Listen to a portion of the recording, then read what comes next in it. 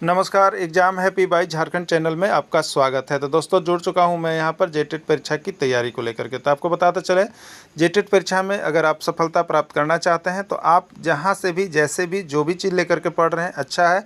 लेकिन आपको एक बात हम बता देते हैं कि आपको जेटेट परीक्षा में पास करने के लिए आपको जैक की किताब, जेसीईआरटी टेक्स्ट बुक को पढ़ना पड़ेगा। यदि आप जेसीईआरटी टेक्स्ट बुक को पढ़ लिए तो बहुत ही अच्छी बात है। अगर आप जेसीईआरटी जैक की किताब को 6 to 10 तक मिनिमम अगर नहीं पढ़ पाए हैं तो आप एक बार अवश्य पढ़ लीजिएगा। और जिनका सुविधा नहीं है उनके लिए हम जेसीईआरटी जैक की किताब का चैप्टर बाय चैप्टर आपको नोट्स और चैप्टर बाय चैप्टर उसका वीडियो और साथ में चैप्टर बाय चैप्टर उसकी क्लासेस के साथ साथ यहाँ पर रविवारीय जाँच परीक्षा जिसमें महा मैराथन क्लास सभी चैप्टर एक ही वीडियो में समाहित करके आपको दिया जा रहा है। तो आप यहाँ पर हमारे व्हाट्सएप ग्रुप के माध्यम से जुड़ करके तैयारी कर सकते हैं, जिससे कि आपका 101% सफलता अवश्य मिलेगी। ठीक है, और बहुत सारे सब्जेक्ट का अब नोट्स और पीडीएफ वीडियो सारा चीज़ अब कंप्लीट हो गया है। तो आप सभी अब अवश्य यहाँ से परचेज कर लीजिएगा और पढ़िएगा। तो 1 से 5 की तैयारी के लिए अभी आपको 500 रुपये लगेंगे, या 6 से 8 की भी तैयारी करना है तो 500 रुपये लगेंगे, और जो शिक्षक दोनों की तैयारी करना चाहते हैं उनके लिए अभी 700 रुपये लगेंगे। और हाँ, आपको एक चीज़ और बता देते हैं, हमारे यहाँ अभी टेस्ट सीरीज भी एक लॉन्च किया गया है। जो शिक्षक तैयारी कर लिए एग्जाम का, उनको लगता है कि हम टेस्ट सीरीज में भाग लें, तो टेस्ट सीरीज में हमारे यहाँ से जुड़ करके भाग ले सकते हैं। डेली आपकी टेस्ट सीरीज करवाई जा रही है। तो इसके लिए 20 टेस्ट सीरीज, यदि आप 20 टेस्ट सीरीज दीजिएगा तो उसके लिए आपको अभी एक मुश्त 150 रुपये देने पड़ेंगे। और इस टेस्ट सीरीज में आपको पुरस्कार भी रखे गए हैं। प्रथम पुरस्कार 50 रुपये के हैं, सेकेंड पुरस्कार 20 रुपये के हैं और थर्ड पुरस्कार 10 रुपये के। तो आप अभी के अभी अवश्य जुड़ जाइएगा। हम आपके लिए भूगोल के महत्वपूर्ण प्रश्नों को लेकर के आए हुए हैं। यदि आप 1 से 5 के शिक्षक हैं तो यह आपका जीएस सामान्य अध्ययन के अंतर्गत काम कर रहा है, और 6 से 8 के शिक्षक की तैयारी कर रहे हैं तो यह आपको सामाजिक विज्ञान या यहाँ पर भाषा शिक्षक की तैयारी कर रहे हैं तो वो उसके लिए भी आपको यह काम करेगा, क्योंकि सभी का सिलेबस एक जैसा ही है। ठीक है, तो आप तीनों के लिए यह वीडियो बहुत ही महत्वपूर्ण है। आप सभी यहाँ पर इसको देख सकते हैं, तैयारी कर सकते हैं। ठीक है, और अभी तक जो भी यहाँ पर शिक्षक टेस्ट सीरीज ग्रुप में नहीं जुड़े हैं वो टेस्ट सीरीज ग्रुप में जुड़ जाइएगा। सिर्फ और सिर्फ 100 रुपये में आपको 20 टेस्ट सीरीज आप यहाँ पर लगा सकते हैं। यह अंतिम मौका आपके लिए होगा, क्योंकि 1 से 2 दिनों में आपकी टेस्ट सीरीज की शुरुआत होने जा रही है। तो अभी का भी जुड़ जाइएगा। ठीक है, देखिए प्रश्न है यहाँ पर, किस अधिनियम के तहत वन्य जीवों के अवैध शिकार तथा व्यापार पर रोक लगाया गया है?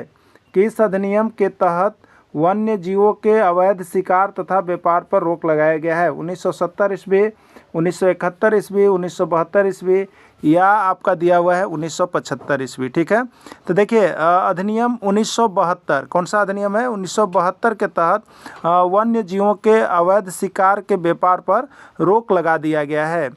भारत में राष्ट्रीय पार्क की स्थापना कब की गई? 1972 ईस्वी, 1975 ईस्वी, 1970 ईस्वी या 1978 ईस्वी। ठीक है, भारत में राष्ट्रीय पार्क की कब की गई? तो देखिए भारत में जो राष्ट्रीय पार्क बना वो आपका यहाँ पर 1972 ईस्वी में राष्ट्रीय पार्क की स्थापना की गई थी। ठीक है, 1972 ईस्वी में भारत में राष्ट्रीय पार्क की स्थापना की गई थी। नेक्स्ट प्रश्न है, भारत में टाइगर रिजर्व की स्थापना की गई। भारत में टाइगर रिजर्व कब आया ये आपको बतलाना है यहाँ पर इस प्रश्न में। 1971 में, 1972 में, 1973 या 1974। ठीक है, देखिए जो टाइगर रिजर्व आपके भारत में लाया गया, ये टाइगर रिजर्व जो है आपका 1973 ईस्वी में भारत में लाया गया था। ठीक है, देखिए वन्य जीव से एक प्रश्न आपका भूगोल के अंतर्गत रहता है, जीएस के अंतर्गत भी रहता है, तो यही आपका है। और ये देखिए प्रश्न कहाँ से आपको, अगर आप प्रैक्टिस सेट बना रहे थे ऐसा प्रश्न नहीं मिलेगा, क्योंकि ये तो सिर्फ आपको मिल रहा है जेसीईआरटी के किताब में, जैक टेक्स्ट बुक में। तो आप यहीं से सारे नोट्स और पीडीएफ लेकर के पढ़िएगा। मिनिमम 10 तक, अधिक से अधिक इंटर तक आप जरूर देख लीजिएगा। ठीक है, अगला प्रश्न है, इसमें कौन जीवाश्म ईंधन है? आपको बताना है कि इसमें कौन जीवाश्म ईंधन है, कोयला, पेट्रोलियम, प्राकृतिक गैस या कोई नहीं। ठीक है, तो देखिए यहाँ पर याद रखिएगा कोपेको, क्या याद रखिएगा? कोपेको, को से कोयला, पेट्रोलियम, और को से कोल गैस। ठीक है, को से कोयला, पे से पेट्रोलियम और को से कोल गैस, यानी कोयला, पेट्रोलियम, कोल गैस, प्राकृतिक गैस, ये सभी जो है आपको किस में चले जाते हैं?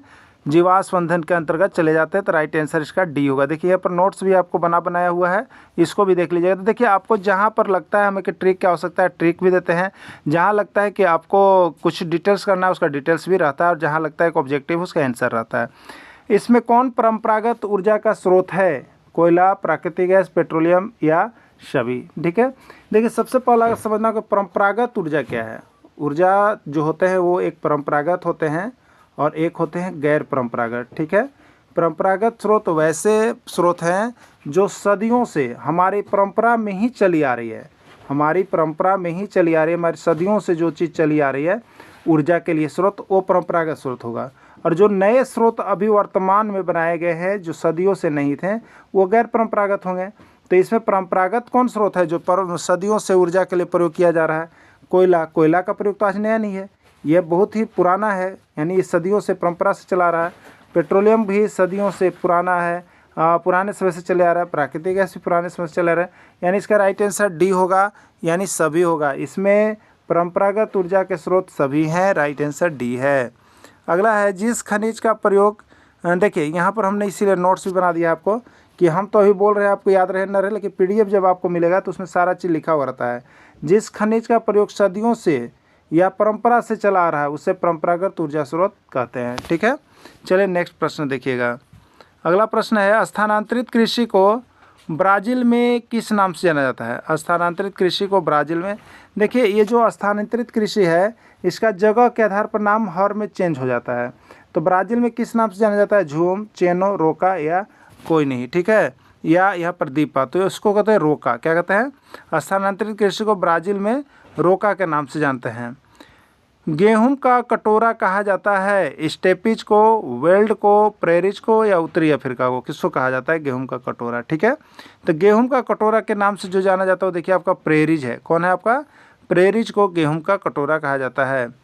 मिश्रित कृषि कहलाता है, मिश्रित कृषि किसको कहते हैं? कृषि के साथ दलहन फसल, रबी फसल और खरीफ फसल, कृषि के साथ पशुपालन कार्य, कृषि के साथ उर्वरक उत्पादन करना। ठीक है, मिश्रित कृषि किसको कहते हैं हम लोग?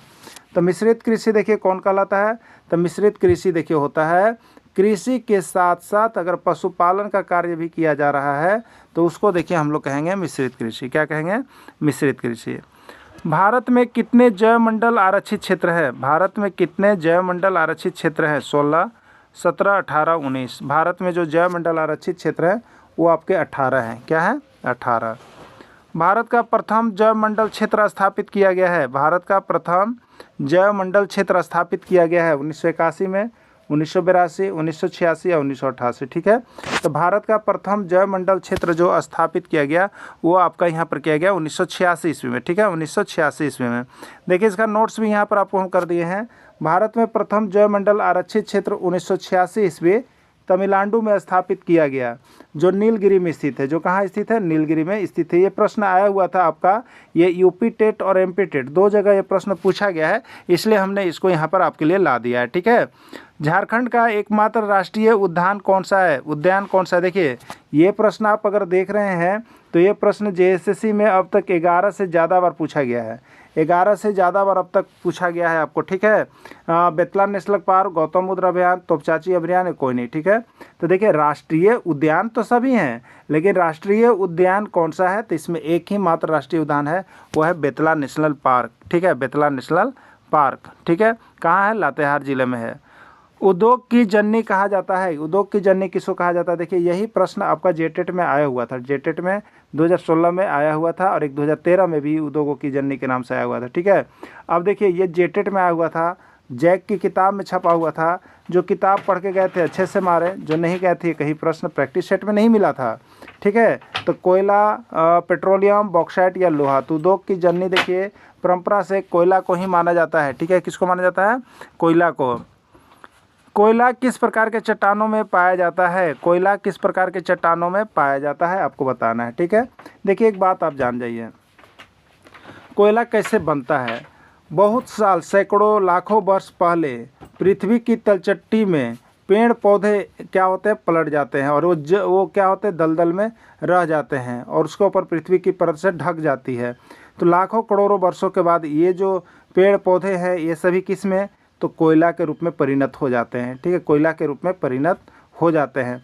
तो ये जो लाखों सदियों वर्ष पूर्व कुछ रहता है तो वो सभी कौन सा चट्टान हो गया? तो वो अवसाद हो गया, जो नीचे जमा होता है, इसलिए यह अवसादी चट्टान में चला जाएगा। क्या होता है? अवसादी चट्टान में ये आपका चला जाएगा। ठीक है, अगला बोलिएगा, सबसे उच्च किस्म का कोयला माना जाता है, सबसे उच्च किस्म का कोयला माना जाता है एंथ्रासाइट, बिटुमिनस, लिग्नाइट या कोई नहीं। ठीक है, तो सबसे उच्च किस्म का जो कोयला माना जाता है वो आपको एंथ्रासाइट को माना जाता है। किसको माना जाता है? एंथ्रासाइट को सबसे उच्च किस्म का कोयला माना जाता है।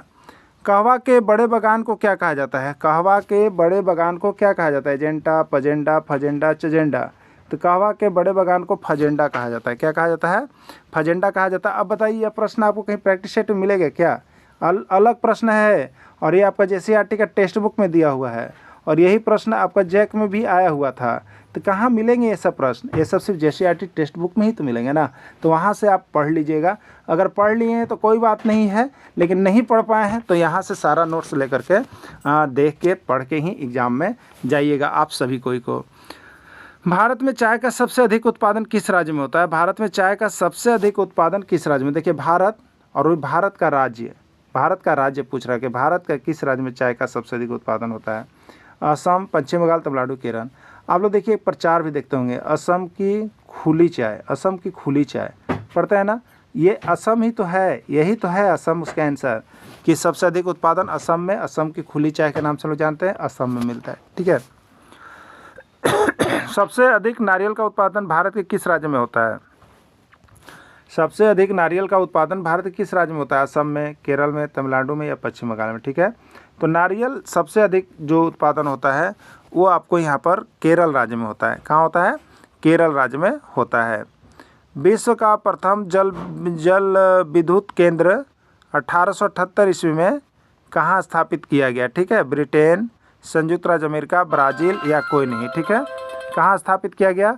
तो भारत का प्रथम विश्व जल विद्युत केंद्र जो है वो आपका 1878 ईस्वी में ब्रिटेन में स्थापित किया गया। कहाँ स्थापित किया गया था? ब्रिटेन में स्थापित किया गया था। इसका और क्या है देखिएगा, तो यहाँ पर नीचे अगला प्रश्न है, भारत में प्रथम विद्युत जल केंद्र कहाँ स्थापित किया गया? ठीक है, ब्रिटेन में। अब देखिएगा यहाँ पर कर्नाटक में सरस्वती नदी पर, दामोदर नदी झारखंड में, कोलकारो नदी कलकत्ता में, नागार्जुन संकर पटना में।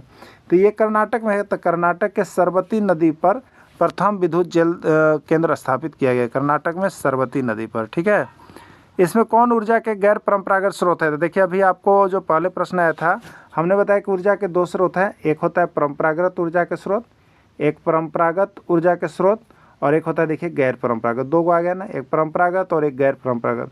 तो जो सदियों से, वर्षों से, लाखों वर्षों से, पुराने समय से चले आ रहे जो ऊर्जा के स्रोत, उसको परंपरागत ऊर्जा स्रोत कहेंगे।